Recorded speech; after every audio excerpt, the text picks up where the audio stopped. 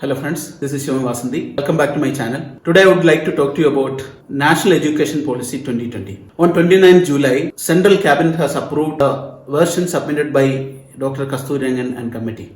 This has been given for public viewership and opinion to media and newspapers. Today I would like to talk about the changes which is going to come on the existing system through this policy and its impact on a common man like you and me and our kids. So first let's look into what is the vision of this NEP 2020.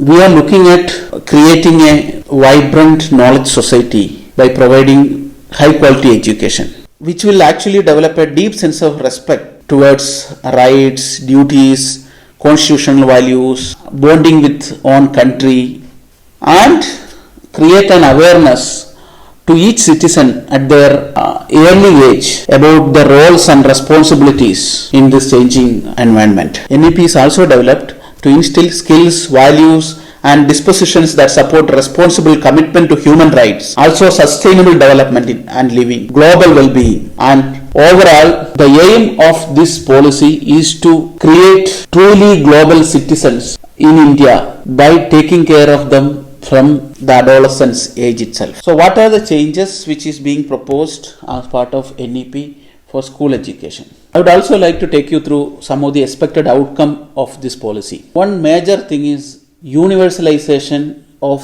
education from ECCE to secondary and provide access to each and every student who has to go through this academic career. This is in alignment with SDG's sustainable development goals. Also, we look at gaining foundational learning and numeracy skills at the time of grade 3 itself. So for this, there is a national mission itself is being formed. Make sure that this is attained by grade 3 for all kids by 2025. Another outcome expected is 100% gross enrollment ratio in preschool to secondary level. Currently, it is somewhere in the 60 plus percentage range. We are looking at reaching 100% by 2030. And there are a set of students who joined the school and then who dropped out in between. Bring back these students to the education. That is another outcome we expect. Every child who comes out of the school should adapt to get at least one skill with them so that they are equipped to take up some of the jobs available in the market and follow some common standards of learning in public and private schools.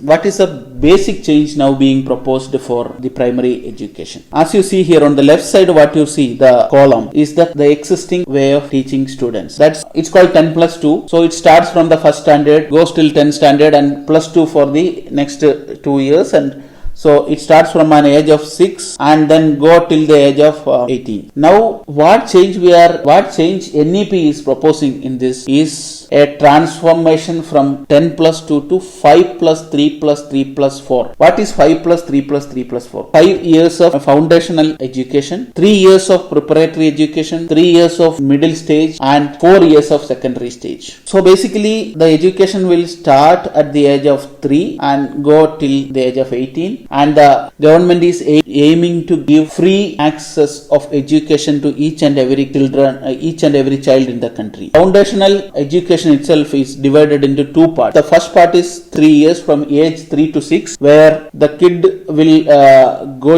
child will go to Anganwadi or preschool or Balwadiga. After 6 years, the child will get into grade 1 and grade 2 classes. Before grade 1 class, when the child becomes 5 years, he get into a preparatory class mode for first year class, and there is a preparatory module of 3 months for getting into first standard for the child just before his 6 years. From 6 to 8 he will complete grade 1 and 2. During this time the education will be activity based, different kind of plays etc., where the kids will enjoy, play and learn. The second stage is preparatory stage. This is from class 3 to 5, age 8 to 11. During this time the child will study class 3 to 5 as I told, and it will also be through different plays, different activity based programs, interactive classroom sessions, exploration, discovery, etc. After this the kid get into the middle stage where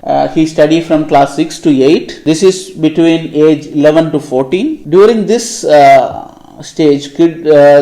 children will be introduced to experiential learning. They will have science, maths, arts or social science and humanities subjects, and each of these subjects they will learn through different experiential learning, different kind of examples, on life scenarios, etc. The last 4 years from class 9 to 12, that is age 14 to 18, is the secondary stage where the study will be more multidisciplinary based on critical thinking, flexibility and choice of subjects are some of the specialties during this time. Children are empowered to take subjects according to their interest. This slide talks about universal access to early child care and education. Basically, a child will get free education from the age of 3 till 18 till he completed his plus 2.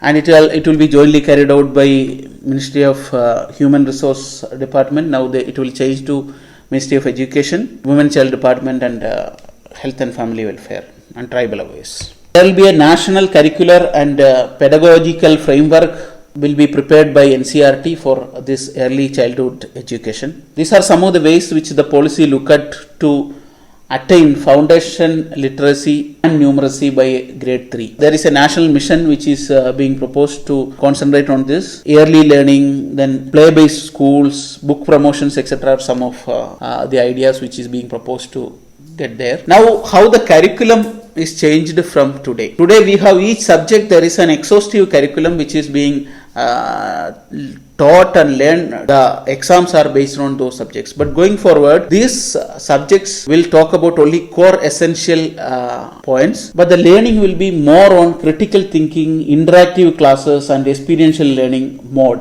where the application of this knowledge will be given more importance and the core concept will be given more importance than the subject details itself. There is a national curriculum foundation which will be formed, which will actually look at transforming this curriculum from the current stage to this kind of a learning. So these are some of the outcomes, learning outcomes which is expected out of this transformation. There won't be any silos among subjects and learning. It will all be integrated. With the science subjects, there will be arts, sports and ICT integrated, and the subjects being selected between these various subjects. Digital literacy is another major things which is being looked at as an outcome of this. The policy also looks at the mental and physical health and well-being of students also. It proposes regular health checkups, then mandatory health and wellness trainings, physical education, sports, providing counselors for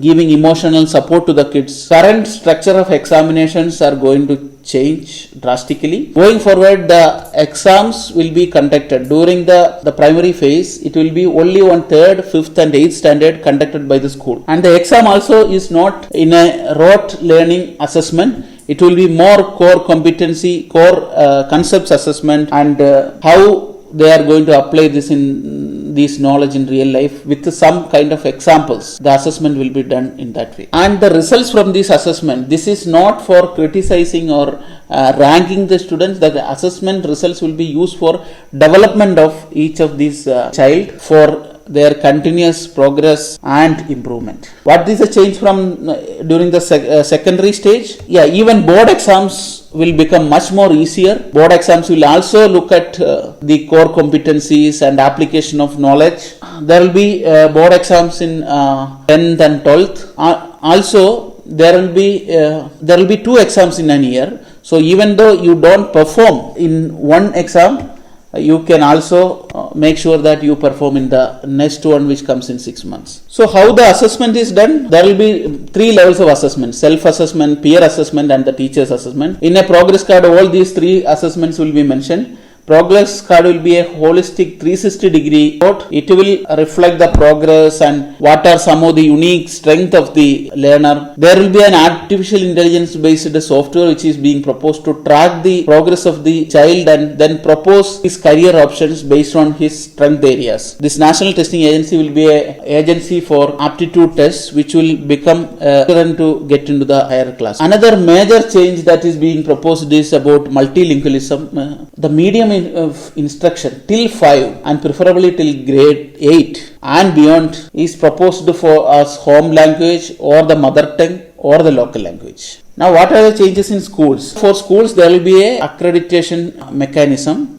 Schools, there will be self-disclosure of their basic regulatory information through a website and through school website. Each school will have to do this. Then development of school quality assessment and accreditation framework will be created by NCERT and SCERTs together. Then there will be an accreditation process which will be fair and transparent, based on which the schools will get an accreditation. Now let's get into the higher education level and see how these changes affect the higher education program. Each of these institutes which is existing today will transform into a multidisciplinary university or college or a higher education institution clusters. Each of these will have more than 3,000 students. There will be vibrant communities which will be sharing the knowledge and coming up with various activities in these institutions. Now, a university will be offering PhDs, graduate and undergraduate courses. A combination of high quality teaching, research and community engagement will be covered in the university. Some of the university will be research intensive, where equal emphasis will be given for both teaching and research. There will be teaching intensive universities where more emphasis will be given on teaching, but there will be a significant part of research associated with it.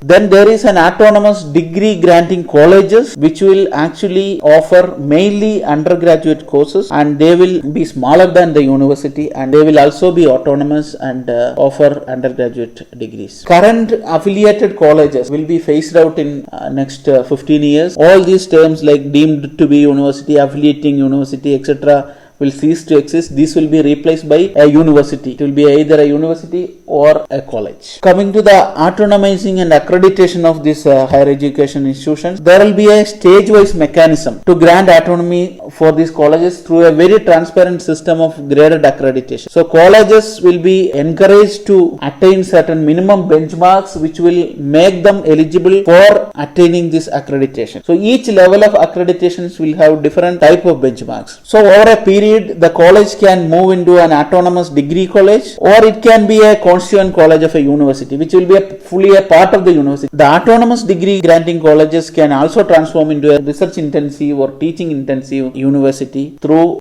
multiple steps of acquiring accreditations. There will be flexibility for these institutions to move from one category to another. Multidisciplinary education and research universities, or MERUs. These universities will offer, these will be in par with the IITs and IIMs, and it will offer research and innovation topics by setting up of startup incubation centers, technology development centers. So some of the responsibilities of higher education institutions are: one is definitely teaching and research. It also supports the development and community engagement and service. Then it contributes to various fields of practice and faculty development. It's also in public and private sector with the medium of instruction will be Indian or local languages, or it can be bilingual including English. Funding support for these institutions can be done through some of the public institutions. By 2030, the aim is to have all the higher education institutions become multidisciplinary institutions, and at least one multidisciplinary higher education institution in a district or nearby the district. By 2035, it is aimed to have gross enrollment ratio of 50% in these higher education institutions against current 26.3%. By 2040, institutions with a large enrollment, the students enrollment will be in thousands, for optimal use of infrastructure and for vibrant multidisciplinary communities. How the program works: undergraduate courses can span 3 or 4 years, but one major change being proposed here is the first one. Till now the offering was 3-year undergraduate courses. Now we can have 4-year undergraduate courses, plus there can be multiple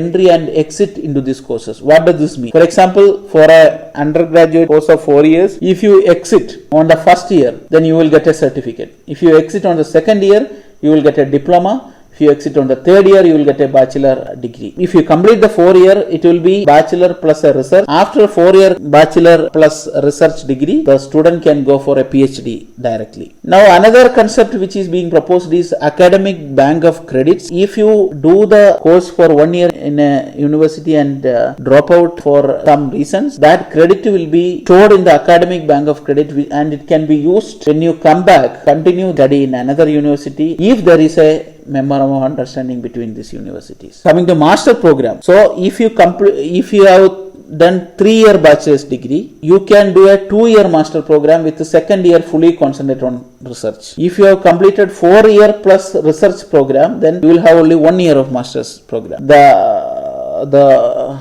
colleges or universities can also offer an integrated bachelor plus master's degree of continuous 5 years. Then PhD needs either a master degree or the 4-year bachelor's plus research degree. MPhils will be discontinued. Learning environment and support for this higher education, the institution will have the autonomy to come up with the curriculum, pedagogy and assessment. This will be on the framework which is being proposed by NCERT and other institutions. Assessment systems also will be decided by the higher education institute, including that lead to final certification. There will be high quality support centers for socio-economically disadvantaged background children. There will be counselors also, as I mentioned before, for physical, psychological and emotional well-being of the children. Students from universities of India can go abroad and study in the foreign universities. There will be research and teaching collaborations between faculty and students between foreign universities and Indian universities. Plus the selected universities from abroad, which comes in the top 100, will be allowed to set up campuses in India so that the children in India have easier access to these universities. This 4-year B.Ed program will be integrated in the multidisciplinary courses which is being offered by the universities or colleges. Student who takes up this B.Ed course will study the teacher education of teaching plus another major in one of the subjects. It can be language, history, music, science, etc. So if you have a 3-year bachelor degree, then you need a 2-year integrated B.Ed course to be studied. Then if you have a 4-year with 1-year research degree, then you need 1 year B.Ed only for teaching. All the teachers educational institutes will be transformed to higher education institutions by 2030. Then to maintain the standards for teacher education, there will be some aptitude tests conducted by National Testing Agency, which I was talking about before. Standardized education will be given to all the teachers considering the cultural diversity in the country. PhD students will also study one course of teaching, education, pedagogy and writing related, and there is a continuous professional development is also being proposed for the teachers, and some of the technology platforms like Swayam or Diksha will be used for online training for teachers. A national mission for mentoring shall also be established. Large pool of outstanding senior faculties or retired senior faculties who can act as mentors. Coming to holistic and multidisciplinary education. So what do we mean by multidisciplinary education? The arts and humanities will be integrated with science, technology, engineering and mathematics courses. The aim is to develop all capacities of human beings: intellectual, social, physical, emotional, moral, etc. Even engineering institutions such as IITs will move towards this holistic and multidisciplinary education by providing subjects like arts and humanities, etc. And there will be definitely flexibility in curriculum and how to engage with these course options. There will be also financial support for the SCDGs who come for study. There will be some set of scholarships will be provided for the eligible candidates also. Earlier, there are a set of regulatory bodies which used to control and handle higher education. Now, all these bodies will come under a single Higher Education Commission of India, which will consist of National Higher Education Regulatory Council, National Accreditation Council, Higher Education Grant Council and the General Education Council. All this will be combined and brought together under the Higher Education Commission of India. All the old regular bodies like Indian Council of Agricultural Research, National Council for Technical Education, National Council for Vocational Education, etc. all will become professional standard setting bodies, and they will draw the curriculum, lay down the academic standards and coordinate between teaching, research and extension of their domain. There is also a National Research Foundation which is being proposed, which will actually coordinate and monitor between all research funding agencies. Wide use of technology is being proposed for this new policy. A National Education Technology Forum will be set up, which will be an autonomous body which will provide free exchange of ideas on the use of technology for enhanced learning, assessment, then administration, etc. And lot of educational softwares which will cater to teachers and students, including the Divyang students, will be created in all major Indian languages. The technology based education platforms like Diksha, Swayam, etc. will be integrated. And PhD and master programs will be there in areas like machine learning as well as in multidisciplinary field and professional areas like healthcare, agriculture, etc. How the policy suggests to implement these ideas which is being proposed? The Central Advisory Board of Education (CAB) will be revamped. That will be responsible for developing, articulating, evaluating, and revising the vision of education on a continuous basis. They will be working in close collaboration with Ministry of Education. The investment in education sector will be increased to 6% from current from 4.43% in 2017-18, and this implementation will be led by various bodies like MHRD, CAB, union, state governments. So it will be all these regulatory implementation controlling bodies come together to implement this. Now coming to the timeline for implementation, early childhood care and education. The phase 1 will be implemented during 2021-22 educational year. During this time, 1 year of pre-primary school and 3-month preparatory module for class 1 students will be introduced. As in the phase 2 in 2023-24, this 1 year of pre-primary school in primary schools and Anganwadis, that expansion will happen. Then transformed curriculum, which we talked about, course curriculum, which will be implemented for class 9 in 2021-22 educational year. This will be introduced to class 10 in 2022-23 and 11 on 2023-24 to class 12th on 2024-25.